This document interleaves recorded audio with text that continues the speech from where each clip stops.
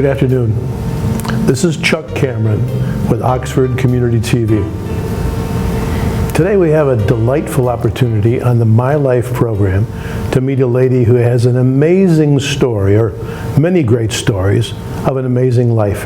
Her name is Catherine Ulrich Brakefield, and she's going to tell us a lot about her life. Catherine, we're so glad you've come and joined us here at Oxford TV. Well, thank you so much for inviting me. I appreciate that. We'll try to do our best to figure out who's behind the amazing lady that's there.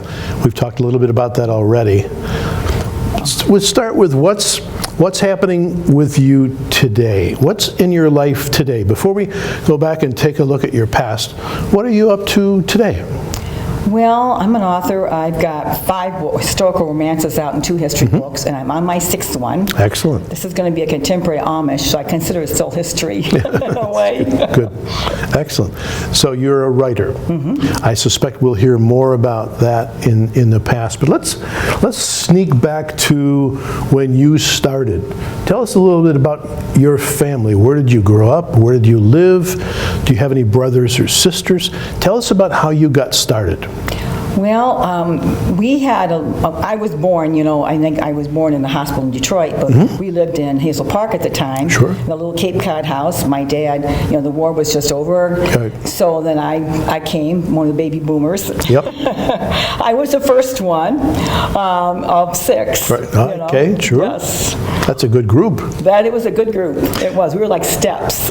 How old in age? How far apart are the kids? Well, my sister's a year apart from me, Right. and my other sister is Peggy's a year apart from me, then Diane's 2 years apart from me, so they're almost like steps. Then Bert came, Right. then my other sister came, and then my baby brother Rick came. He came a lot later, though. Got it. My youngest sister's 9 years apart from me, and then my younger brother is about 14 or 15 years younger than me. It sounds like a lot of family, a lot of activity. You said you grew up in Hazel Park? I started in Hazel Park. We had a horse in our backyard. Really? Tell us about that. And I remember we used to ride to Coochie's. He was a dirt farmer. Okay. I don't know. We left there after I was in 3rd grade, so Okay. I was pretty young. Sure. But her name was Black Magic. We named her Madge. Nice. I remember I loved her to death. I used to ride her bareback. Yep. In fact, my dad would put us in a saddle, and I would have my baby sister behind me, and we would ride the horse around the corral. That was big stuff, yes. Outstanding. So there are places in Hazel Park where there was enough land to have a horse. It was all field at that time. It was all field there. And then when it built up, my parents probably got married on a horse. They had their own horses before the war. Excellent. And they went to Jack and Jill Dude Ranch. Sure. Yes, all kinds of stuff. It's all in my book, Waltz of Destiny. We'll look at your books in a little bit. Yes. I'm very interested to find out more about what you've written about. The best writing, I think, has a lot to do with who we are. Yeah, it's inspirational. Got it. But I couldn't help putting some of that stuff in there, which I learned. It was amazing. Sure. History is a way of repeating itself, I tell you. So how about home life? What was it like at your home? What were your parents like? Was it a fun place, a well-disciplined place? Tell us a little bit about the home you grew up in. Well, we were very staunch Christians. Okay. And we always went to church. Sure. In church on holidays, church on every time. And Right. we never considered it too much of a bad thing. Right. But my dad, I never forget, we always told, the golden rule. Yep. Do unto others the way you have them do to you. Yes. To behave yourself. I remember when I was growing up, because I was the oldest. Yep. I couldn't fight back. I had to hold my siblings' hands. I says, you can't hit them, Kathy. Hold their hands. Yep. You're the oldest. Yep. So that got to be really rough sometimes. Yes. I felt like, so anyways. And I was the one that had to protect them, Right. The brothers came younger when they were, Right. We were the oldest. The sisters were, which, again, that was interesting to say the least. Sure. Were you girls generally close? I mean, did you enjoy each other's company for the most part? Yeah, we are very close. In Excellent. fact, my sister and I, we went to Hawaii together. Really? Yes, we went to Hawaii together. How fun. Where I met my husband. Nice. Yes. That So, sounds- yeah. that's- And then we continued. We had another time when we grew up, when we already were married, that we went back to Hawaii together. Excellent. So that was so much fun. Yeah, we had a blast. A return visit. Yeah, a return visit. Excellent. Yeah, I remember when I was growing up too, because we were going so fast, and my dad, he started a business in our small house. Okay. You know. So my grandmother was instrumental in us because she would make a lot of our clothes. Oh, you know. how great. Yeah, she would. I mean, I remember we went to Hudson's one time and they had all these leftover dresses, and she grabbed the ones she could get and made them to our size. You know, it was back then. It was time. It was still war years. Yep. Yeah, money was tight. Yep. Very tight. Grandparents are a wonderful part of our life. Amen. And she was. I remember we had a weeping willow tree. Yeah, sure. And Mother was always having a baby in her arms, or she was pregnant, or something like that. And we would get out of hand, and she'd get branch off the weeping willow tree. I'm going to make striped stockings on you if you don't behave. You go, "Whoa, okay. And I'll never forget when we were growing up in school. Sure. My principal carried the Board of Education. It was a big paddle with Right. little holes in it. Yep. And my husband said the same thing happened to him. Yep. You know, we had that little Board of Education thing. You guys behave, or guess what? You know. And we were taught the first thing in school. I remember in kindergarten, first grade, the golden rule. Everything was. We would say the Our Father. Mm-hmm. We would sing a Pledge of Allegiance. Sure. You know, I mean, some of these songs were just, you know, God bless America. You know, my country tis of thee. These are the first things we did before we even started school, which was really exciting. It was really just what we were born in. You know. Makes a good foundation. What school did you go to? Schools. When I moved, I can't really exactly remember all the schools I went to when I was in grade school, because we moved out of there. I know that I went to Cousino for high school, because when we moved into Warren, we brought our horse with us, Madge. Yep. And it was all country again. Sure. And we were moved around different junior highs because there was such an influx of people coming in. Right. There wasn't enough schools for them. Sure. So I think I was the second graduating class in Cousino High School in Warren. Wow. Yeah, I mean, it was that fast. It was amazing how weird things were moving.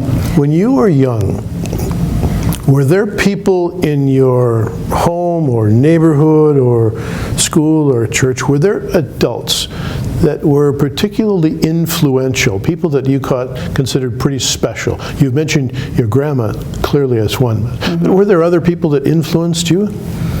I think my fourth or fifth grade, my fourth grade teacher, Mrs. Sackman, was great because she influenced me a lot.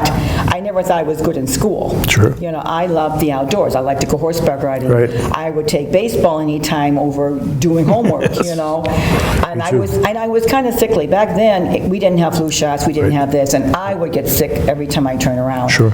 But I remember one time I came in, I was gone for about a good 2 or 3 weeks, and she had sent me her, you know, keep me upgraded. Sure. And the kids were kind of smart, you know. Boy, she took my part immediately, you know, and she just pushed me up there, and she made me feel good about everything I wrote. I mean, I was willing to try, you know. Teachers can have a huge influence on our life, can't we? They can, parents and teachers. Yep. If the parents, you know, if the teachers aren't, I never forget, I had a teacher at my I was probably in first grade, and she was a bit of a bully herself. Yes.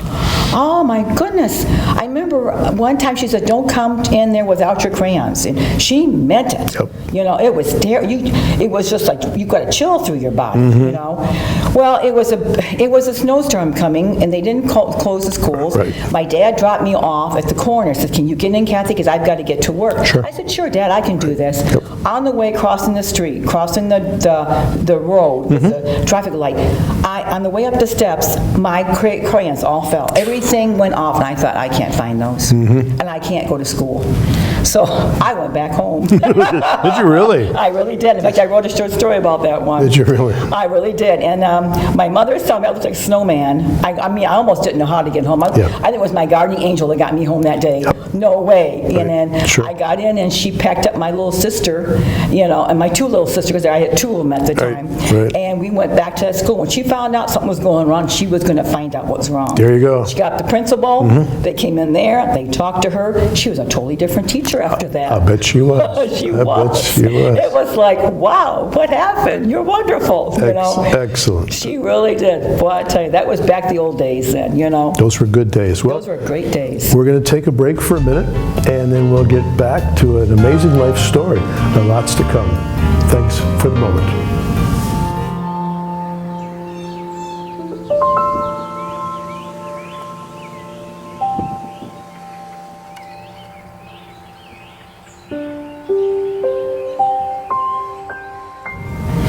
Well, we're back with Catherine. Lots more of life to go.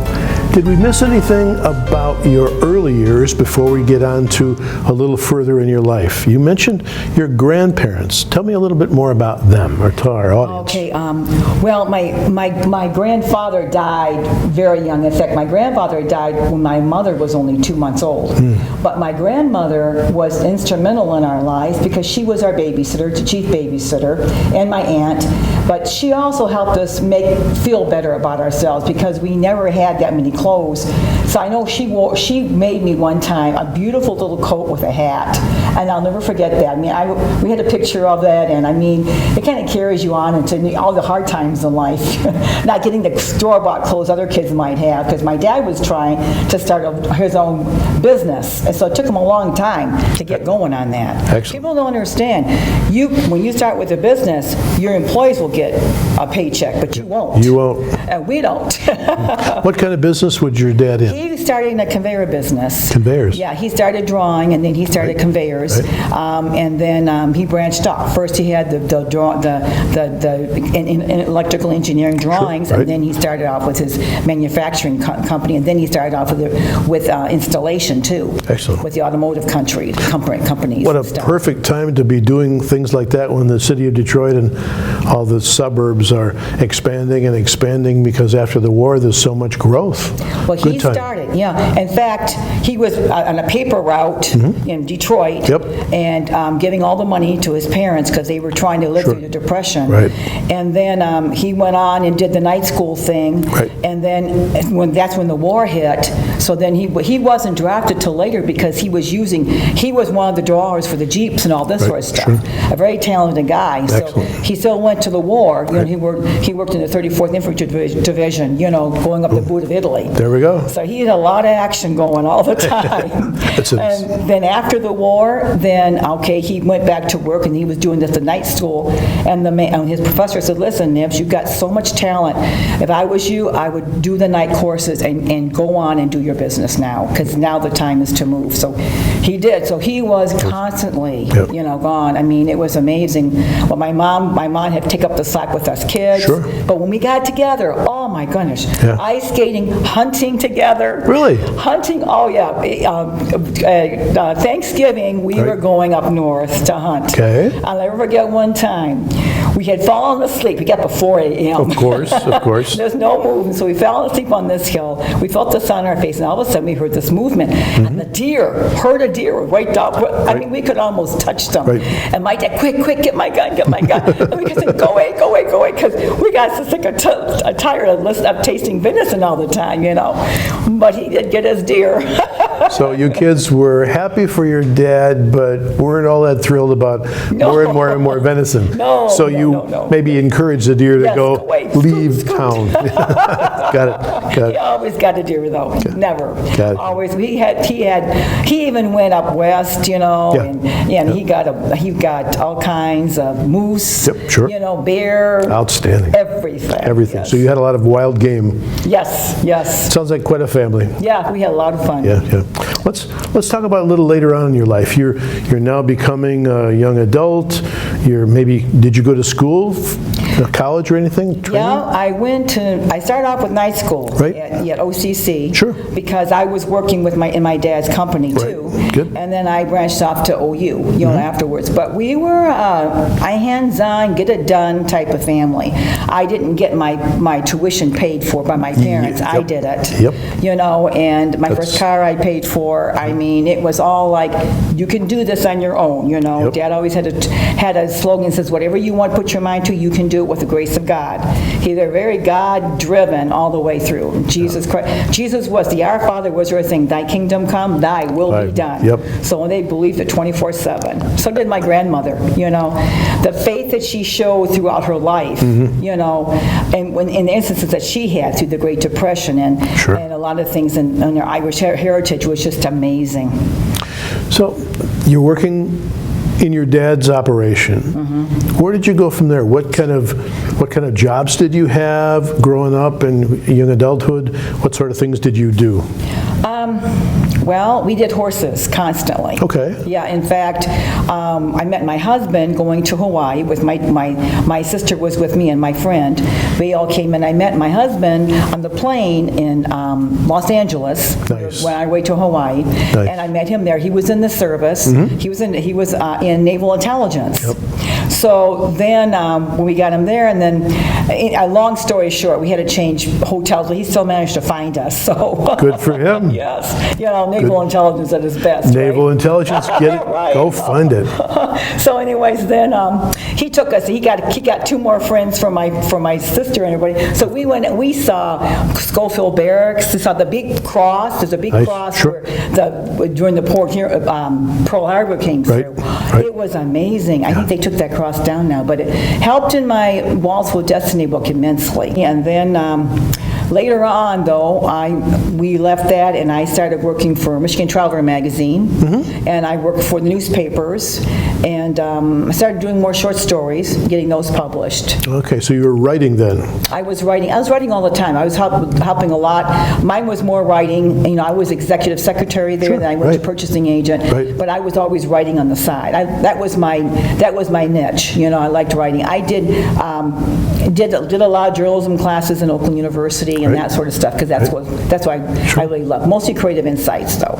You know, the creative aspect of writing was the most important thing. Well, it sounds like writing starts there. We're going to hear a lot more about writing as you go on. But before we do that, did you and your husband, when you married, did you have some children? Yes, I had two wonderful children. Cool. Kimberly, and Derek. Okay. Yep, and we did everything together like my family did with me. It sounds like family and family, right? Family and family, 24/7. In fact, we joined the Metamora Hunt Club. Okay. And they loved it. They were in the Hunt Club with us. We did the equestrian team, Oxford equestrian team. So you're having fun working, you're having fun, got some kids, you enjoy the horse world out there, out in the field and stuff.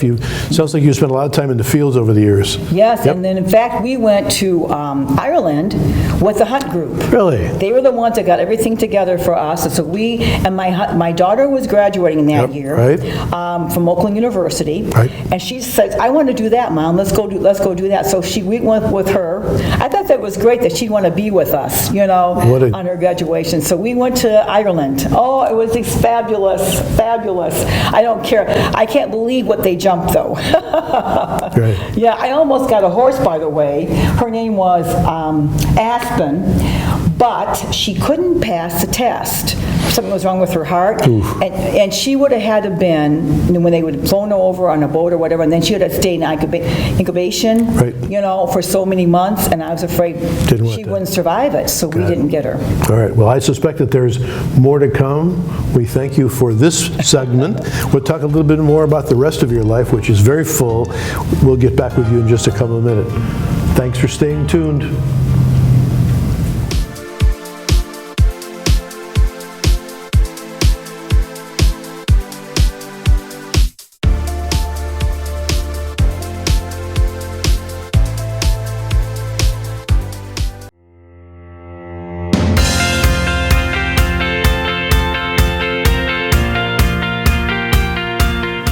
It sounds like your faith is an important part of your life. Is that correct?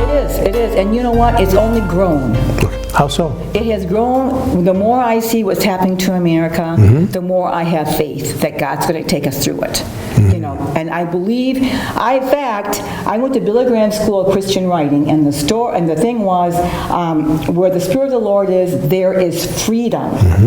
in order to go to this Christian writers group, we had to write something. I wrote a poem, and I got in. In fact, that poem is behind Destiny's Whirlwind. So you want to read that, you'll understand what I wrote about and why I say the family is so vitally important, especially now for us.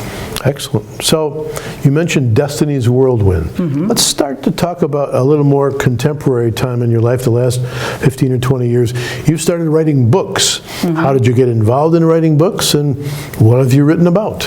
Well, would you believe, I might. my grandmother lived with my uncle. Okay. Okay, he died suddenly. All right. And at the time, my daughter, Kimberly, was only 2 months old. Well, my grandmother had no place to go, Right. and I thought, Mom, bring her to my house. Come on. You know, I'm not working now. I have kids, so I'll be fine. Oh, Yeah. little did I know. How hard could that be? She was in a wheelchair then. Ooh. She that's wasn't. She had rheumatoid arthritis, something terribly. Yeah. She was in a wheelchair, so it was hard, but we managed. In fact, she helped me a lot with Kim because at the time, my horses, we had built on the farm, but my horses were still at the farm. So my new house was a little ways away. So I would put Kimberly in her little in her little swing, Sure. and my grandmother would play with her because she would never sleep, you know. And if she would fall asleep, and then the train would come by because we had a train then.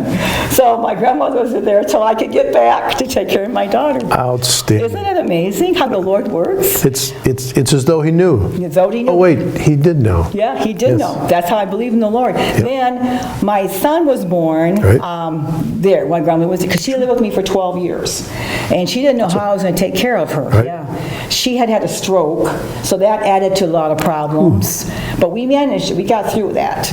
But at that time, I realized what it was to be a survivor through my grandmother's stories. Right. She could spin a story as if you could see the gypsies traveling down the roads again. Here's the stories. Oh, you could see it, you could visualize it. It was so exciting. And I realized she was a walking history book. Yep. So I started recording her notes. Good for you. And the first book I wrote was the Wind of Destiny. Okay.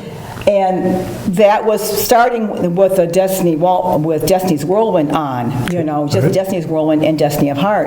Well, then I got a hold of Cross River. She wanted the whole segment, and I started with Swept into Destiny with the Irish immigrants because my grandmother was Irish, and she would never tell me the story. My mother told me the story. The Irish had a tough time. Tough time. They really did. Yes. What can you tell us about that? Well, they did the work that the slaves were too valuable to do. Slaves are valuable. Yeah. The Irish would dime a dozen. Yeah. So they dredged out the swamplands, snake-infested swamplands. They would do the railroads. They did anything life-threatening. So that's when Ben McConnell came in, and my roots began, you know, with that, and how strong family was there. So then Destiny Whirlwind takes off from there, Okay. you know, about the Irish and the whole family, like my family roots, Like start your all family, over again. sure. Yes. So the 4-book Destiny series is about the McConnell family and how they survived from the antebellum era Right. all the way through World War II. Wow. And You know, it and was the Irish amazing. have, sounds like your family, the Irish have a very strong sense of family. I will do whatever I need to Yes. to take care of my family. That's exactly right. And my dad, who's German, Yep. I mean, my goodness, they was the same with strong Yes, they family do. ties. Yep. He had a family of 6, and my goodness, you can't believe. Their family was so important. In fact, part of the stories are in there, but his grandmother, his mother, my grandmother, Sure. I mean, her family came over on the boat, Sure. and they lived in a tent in Detroit. Wow. They couldn't afford a house. Wow. They followed the railroad gang along, Yep. you know, and fed them strudel, Yep. and then they made their living that way. Nobody got a free handout back then. We all had to work for it. Everybody had to work. Everyone had to work, but we got better for that. Yep. We got stronger for that, you know. My father would say, our roots grew deeper. That's right. Is stronger. And our faith in God grew stronger. Exactly. Stronger and stronger. I mean, I can't imagine. I mean, when my grandmother, she had an amputation, Yep. you know, and she didn't care. And I had to take her to the hospital. She came home, and I swear, you know, I would say, well, you're okay, Gran, but she was passing away slowly. Sure. And I says, Gran, I think today Jesus is going to come and take you. She went, because she started turning blue in front of me, and I thought, I called the doctor. I called my mom. I thought, Jesus, you're going to get me through this. And we did. Yep. The last one I said to her was, in my Father's house are many mansions. Many mansions. If I were not so, I would go and tell you so. I go to prepare a place for you, and when I go to prepare a place, I will come again to receive you unto me. I believe to this day it was Jesus that took her by the hand. Exactly. Just, that was it. Well, Just a sigh away the from promises, this world to the next. Yeah, the promises we read are either true or they're not. Oh, they're the truth. And if they're true, that's a powerful thing. That's right. And it's not this life we have to worry about. We have to make sure we get to the next one. Exactly. This is nothing next to the next one. Next one's eternity. Exactly. So have you had, we've talked a lot about your family, have you had personal challenges in your own life, things that have helped make you the kind of person you've become? Well, I guess you could call someone, I didn't realize it, someone told me I had macular degeneration, and that this eye was a bad kind. Okay. And that it's got to be taken care of. Well, then Sure. I got a couple of shots in my eyes, and I said, Jesus, I don't need this. I've got work to do here. I don't have time. And so I told one lady, I says, I really believe Jesus is going to heal me. I'm not worried about it. And I didn't worry anymore about it. So I said, Lord, you've got this. Well, the next time, it's been a year ago now, I've gone back. I've got perfect vision now. I wear contacts, but it's perfect vision. That place is gone. Excellent. She says, we don't need anything, just keep doing what you're doing. I said, well, give the glory to Jesus because he did it. Exactly and I right. still believe it. You got to claim the victory with Jesus Christ. Believe in the Lord, and he will do what he said believes. And Mark 11:24 mentions that. Have faith, believe that you receive it, and you will receive it. And I believe that. There's power We have there. to have power in the Word and believe it with all our heart. And then my best one, in fact, I didn't bring it, but my grandmother had something in, she worked in the cleaners, and little hot cleaners, and that's in my story too. But she had a little bookmark, and it says, it was Matthew 17:20. Okay. If you have faith of the grain of mustard seed, nothing's impossible. It's on this too. Yep. And that's on my pins, and that's my main objective, to believe whatever you want for God to do for you, he can do it for you if you have faith to believe in him. But it comes first with the Lord. First is the Lord. Yep. So what I hear is this. See if I've got this straight. You have a long, remarkable life, a strong family base on which you got to build, a good home, a good ethic, and all through that, family and faith have shown up again and again and again. It helps you become the remarkable woman you are today, and I imagine helps you be an effective writer because you can help people see these things true. Is that correct? Well, partly, because I'm not remarkable at all. No remarkable here for All me. right. I mean, it's Well, just I'll change thing. my notes. Yes. It's God that's remarkable. Yes. It's my characters that are remarkable. My grandmother, my mom, my dad that helped. But mostly it's my readers that are remarkable. Because without you, I haven't got a chance. There you go. They have been fantastic with the reviews. They give me more encouragement than you can ever imagine.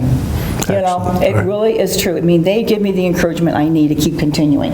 Because it's a hard world out there in that publishing field. It is. It's terribly hard. Yeah. So you can put in a good word, that's the best. That's one of those challenges. Yes, and I make sure I inflect in all my books with biblical scripture. Excellent. I mean, I can't give you what you need to know. I don't have the knowledge or the wisdom, but Jesus does. And I'm hoping you'll take that scripture and you'll bring it to your heart and you'll apply it to your life. So you have a better life too. I want everyone to have a better life than when they put down the book. I'm praying that they learn so much more about American history as well as a better life and how they can succeed and whatever obstacle they have to face. Excellent. If anybody out there watching this doesn't get inspired and encouraged, I would be surprised. Catherine, it is so nice to hear who you are, from where you've come, and to understand the impact you're making on your world. And we thank you so much for your time. And we thank you folks for watching the Oxford Community TV, and hope you can enjoy Catherine's books. I'm sure she would be willing to have you enjoy her books. But for now, this is Chuck Cameron wishing you a very good afternoon for Oxford Community TV.